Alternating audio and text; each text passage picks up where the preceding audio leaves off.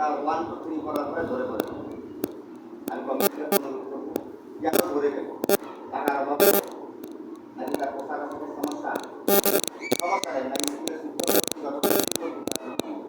এটা একটু দেখভালের দায়িত্ব